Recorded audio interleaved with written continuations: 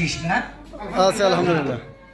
আসলে এই যে বন্ধু শব্দ, বন্ধু শব্দটার সঙ্গে আমি খুবই পরিচিত, কারণ আমার বাল্যকাল এলাকায় বিভিন্নভাবে বন্ধু নিয়েই থাকি।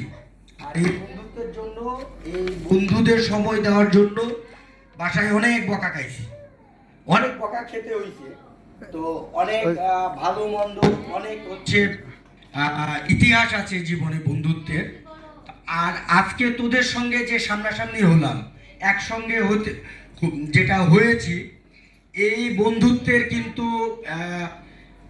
মানে ব্যাখ্যাটা একটু অন্যরকম। কেন বলবো অন্যরকম? আমরা কিন্তু একাডেমিক বন্ধু, বন্ধু কিন্তু অনেক শ্রেণীর হয়। আমরা যেখানে কাজ করি, যে সমস্ত এলাকায় চলাফেরা, সবাইকেই কিন্তু বন্ধু বানাই। কিন্তু আমি এই যে হার্ডলি বলতেছি, আমার জীবনের যে এক্সপেরিয়েন্স, যারা আমরা একাডেমিক বন্ধু, যারা একসঙ্গে পড়াশোনা করেছি, তারা কিন্তু গার্জিয়ানের মতো, পিতা মাতার মতো, আপন ভাই, রক্তের ভাইয়ের চাইতেও আপন, যেটা রক্তের সম্পর্ক থাকে,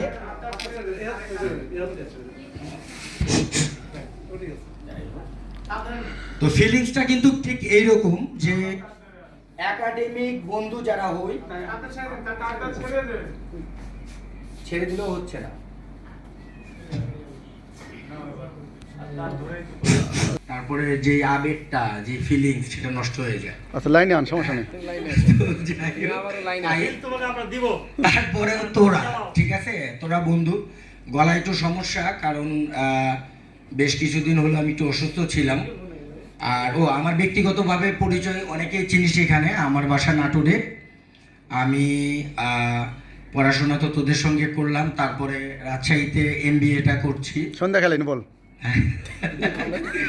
যাই হোক, সন্ধ্যাকালীন ছাড়া তো ওখানে আর পরে তাহলে তোরা বন্ধু হলি কি করে? Night shift, night shift.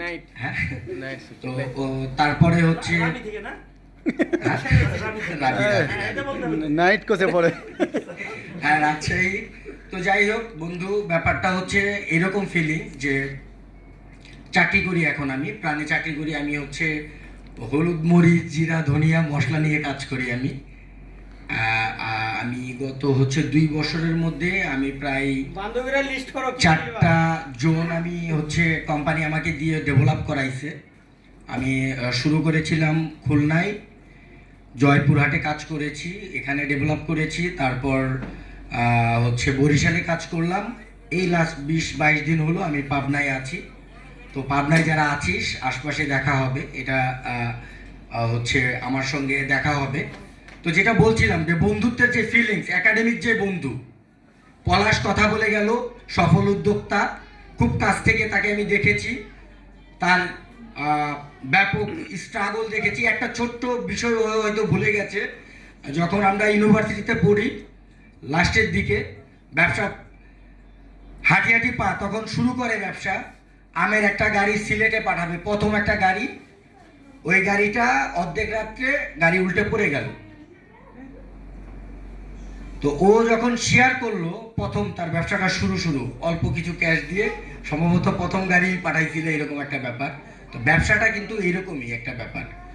গাড়িটা উল্টে গেল, পলাশ বললো মিঠু চলো, আমরা ওখানে পাবো না জানি, কারণ কাঁচামালের গাড়ি, এটা রোডে পড়ে যাওয়া মানে ওখান থেকে আর কোনো কিছুই খুঁজে পাওয়া যাবে না, কিন্তু চলো যাই দেখে আসি। গিয়েছিলাম, সাক্ষী হয়েছি, ওটা দেখে আসছি। তো আসলে ওইভাবে আর ফিরে আসে নাই কোনো কিছুই, যা আসছে ওটা লস।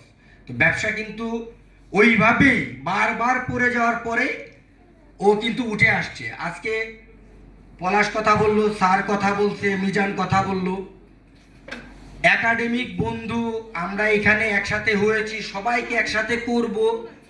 এরা, এই সম্পর্কটা কিন্তু পিতা মাতা, ভাই, রক্তের সম্পর্ক, এর চাইতেও কঠিন হয়। কেন?